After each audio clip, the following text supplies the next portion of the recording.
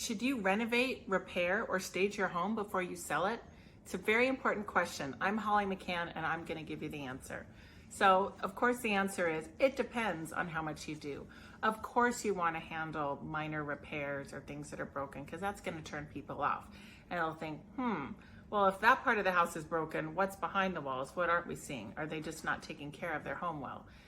Also, when you renovate your home, I recommend you do renovations if they're going to give you a 2-to-1 return. Meaning, if you're going to spend $10,000, I want to see you make $20,000 when you go to sell it.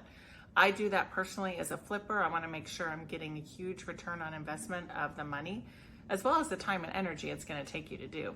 My top 3 things that I recommend you do if your home needs it are paint the walls white, put in new flooring if it needs it, and most people prefer hard flooring, either luxury vinyl plank or real wood if you're in perhaps a $2 million price point or higher in Orange County, and some new light fixtures.